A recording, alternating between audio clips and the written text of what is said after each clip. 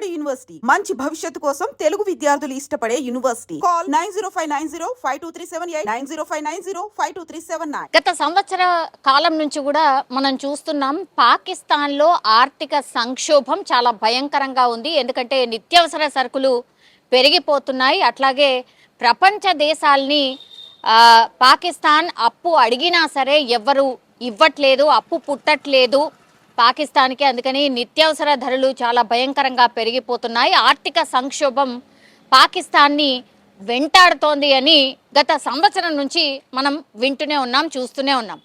ఒకవైపు ఆర్థిక సంక్షోభంతో అల్లాడుతున్నటువంటి పాకిస్తాన్ ఇప్పుడు మనకు తెలుసు పెహల్గాంలో జమ్మూ కాశ్మీర్లో మొన్న జరిగినటువంటి దాడి తర్వాత మాత్రం అంటే అటు పాక్ కావచ్చు ఇటు భారతదేశం రెండు దేశాల మధ్య దౌత్య సంబంధాలు పూర్తిగా తెగిపోయాయి. అంటే అసలు మనుషుల్నే ఇక్కడున్న వాళ్ళని అక్కడికి పంపించేస్తున్నాం, అట్లాగే అక్కడున్న వాళ్ళని ఇక్కడికే వచ్చేసేయాలని చెప్పేసాం. కేవలం 48 గంటలే డెడ్ లైన్ పెట్టుకున్నాం. ఇప్పుడు అన్ని బార్డర్స్ క్లోజ్. ఇంకా ఎవరైనా ఇక్కడ మిగిలి ఉన్న వాళ్ళు ఎవరైనా ఉన్నా సరే వాళ్ళని అదుపులోకి తీసుకుంటారు. ఆ తర్వాత లీగల్లీ యాక్షన్ అయితే తీసుకునే అవకాశం అయితే ఉంటుంది.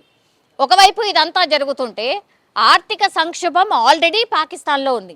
ఇప్పుడు అది తీవ్రతరం అయిపోయింది. ఎందుకంటే యుద్ధం ఏ సమయంలో అయినా జరగొచ్చు అనేది పూర్తిగా ఒక ఉద్రిక్త వాతావరణం బార్డర్స్ దగ్గర ఉంది అనేటువంటిది మనకు తెలిసినటువంటి విషయమే. సో ఇంకా కూడా కవ్వింపు చర్యలకు దిగుతూ ఇంకా కూడా డైలాగులు కూడా పాకిస్తాన్ దగ్గర నుంచి ఇంకా కూడా వస్తున్నాయి. అంటే రెచ్చగొట్టే వ్యాఖ్యలు ఇంకా కూడా వస్తున్నటువంటి పరిస్థితి కనిపిస్తోంది.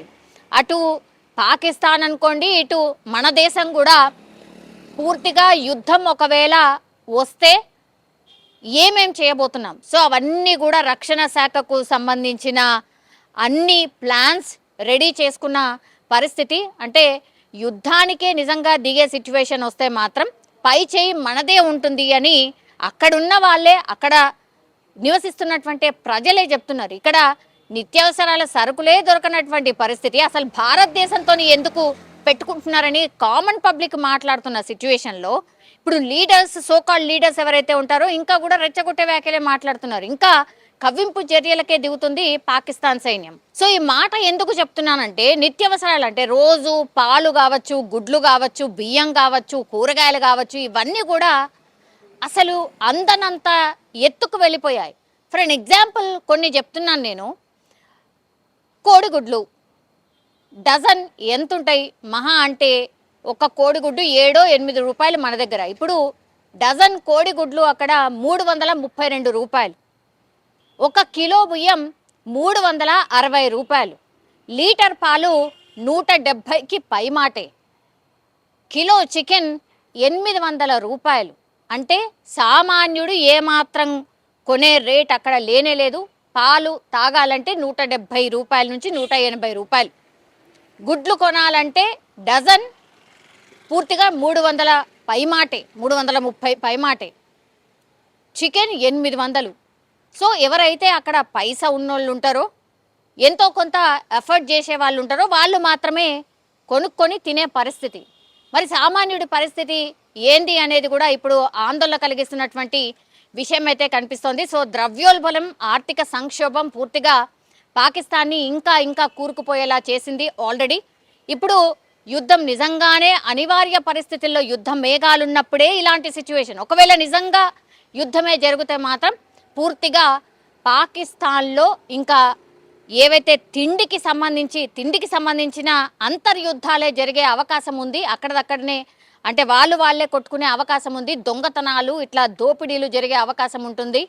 ఎందుకంటే ఆహారమే మనిషికి కావాల్సింది. అట్లాంటిది ఆహారమే ఇంత భయంకరంగా పెరిగిపోతుంటే, ఇంకోవైపేమో యుద్ధం ముసురుకొస్తుంటే ఇంకా ఏం చేయడానికి ఉండదు.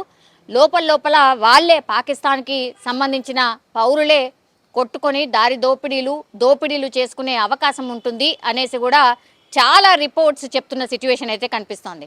సో చూడాలి, ఇప్పటికైనా సరే ఈ పాకిస్తాన్ బుద్ధి మార్చుకుంటుందా, నిజంగా ఇట్లా కవ్వింపు చర్యలకు దిగకుండా పెద్ద డైలాగులు కొట్టకుండా ఉంటుందా చూడాల్సిందే. మరి ఏం జరుగుతుంది ఏంటి? ఇప్పుడైతే నేను చెప్పినట్టుగా ఈ ధరలు ఇలా ఉన్నాయి, ఇంకా పెరిగే అవకాశం ఉంది కానీ తగ్గే అవకాశం అయితే కనిపించట్లేదు. ఇప్పుడు ఇది పాకిస్తాన్ పౌరులను ఆందోళన కలిగిస్తున్నటువంటి విషయం.